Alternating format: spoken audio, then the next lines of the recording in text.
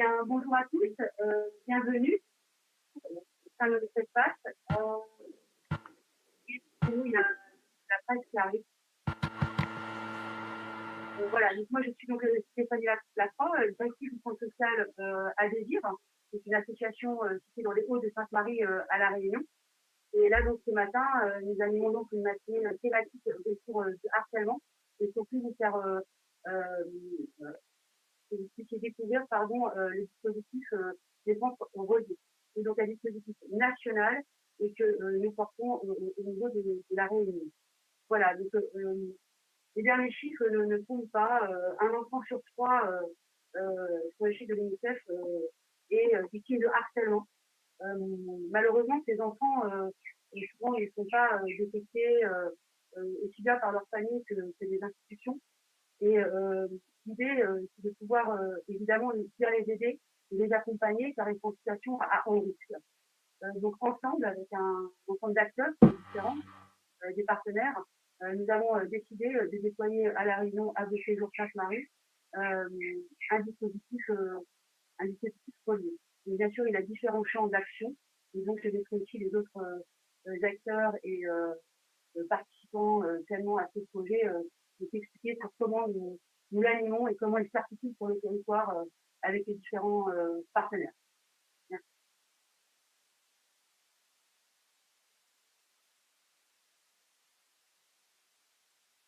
Françoise, Oui, donc je vais continuer.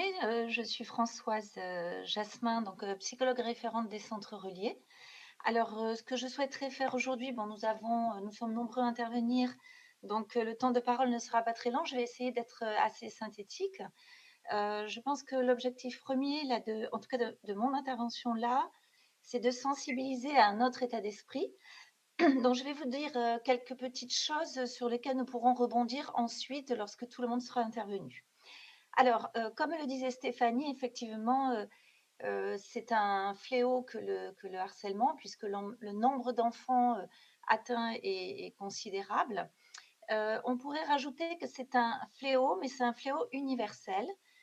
C'est un fléau donc qui est grave, et c'est un fléau qui est donc extrêmement courant et on ne peut pas passer à côté. Alors, on va se dire d'emblée que bizarrement, alors que le fléau est grave, il y a énormément de déni. Généralement, ça va avec. Plus quelque chose est grave, plus il y a du déni. Donc, nous avons une action et notre levier va se situer, on va dire, à peu près à ce niveau-là. Donc, l'idée, c'est de ne pas se voiler la face sur ce que c'est véritablement. Or, les signaux les plus importants sont souvent invisibles.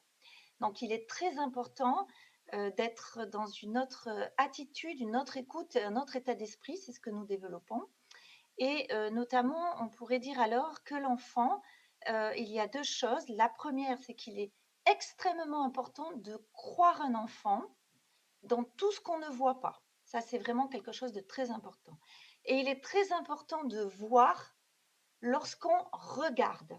Et lorsque je vous dis ça, c'est en relation avec ce que je vous ai dit précédemment.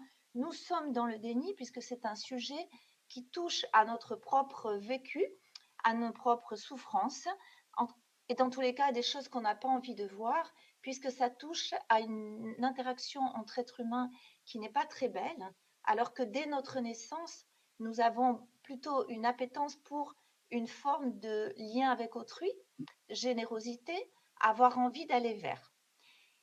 Et d'ailleurs, j'ai envie de vous dire que c'est tout à fait la base du harcèlement, puisque finalement, on harcèle souvent quelqu'un quand on ne comprend pas qu'il puisse être meilleur que soi. Alors, j'irai plus dans le détail peut-être tout à l'heure, mais là aussi, c'est un vrai fléau. Je trouve que ce mot correspond tout à fait, puisqu'en fait, nous voulons quelque part, sous prétexte de faire du bien, on va être amené à faire du mal. Et c'est là où ce gros paradoxe ne peut créer qu'une sorte de, à la fois, comme je vous ai dit, de déni, mais pas que, d'angoisse et de peur chez celui qui entend parler de ce sujet ou qui assiste à ce rapport entre deux personnes. Alors, c'est vrai que on met de côté tout ce qui se joue, mais ce qui est un peu surajouté dans le fait de ne pas vouloir voir, c'est que ce mot harcèlement est devenu un mot judiciaire. Et donc, ça a amplifié le phénomène. C'est-à-dire que ça a aggravé le phénomène. On se dit, mieux vaut pas toucher à ce sujet qui, alors qu'il est publicité, médiatisé, devient un sujet tabou. Parfois, on se demande même si, plus on en parle, comme je vous ai dit précédemment, plus on en fait quelque chose d'extraordinaire, plus on en fait quelque chose qui serait intouchable et pas palpable par le commun des mortels. Alors que finalement, nous avons tous la possibilité d'avoir une action. Et comme on dit souvent dans les centres reliés, il faut tout un village pour faire grandir un enfant, mais il faut la responsabilité de chacun aussi pour pouvoir éradiquer ce fléau qui, ma foi, me semble plus facile à éradiquer, plus difficile à éradiquer de par tout ce que j'ai dit précédemment, que certains fléaux qui nous envahissent aujourd'hui. Voilà. En dernier lieu, je voulais surtout aussi vous dire que ce n'est pas grave si on se trompe. Par contre, c'est très grave si on ne se trompe pas. C'est-à-dire que c'est très grave si on ne réagit pas pour préserver sa propre personne. Et donc, le rapport adulte et enfant est considérable dans cette histoire, puisque le regard des adultes est souvent très erroné, de par tout ce que je vous ai dit, et de par d'autres choses aussi qu'on pourra détailler plus tard. Nous traitons, nous, le centre relié, quelque chose de fondamental qui est de relier finalement l'enfant à l'adulte.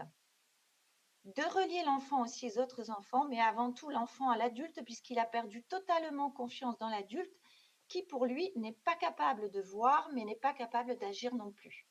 Donc nous sensibilisons énormément à un autre état d'esprit, à un autre rapport à l'enfant, à regarder un invisible qui peut sauter aux yeux, mais qui peut nous angoisser. Voilà, je terminerai sur ces propos. Finalement, je ne sais pas si j'ai été trop synthétique, j'ai essayé en tout cas de tirer des ficelles pour amener un débat ensuite.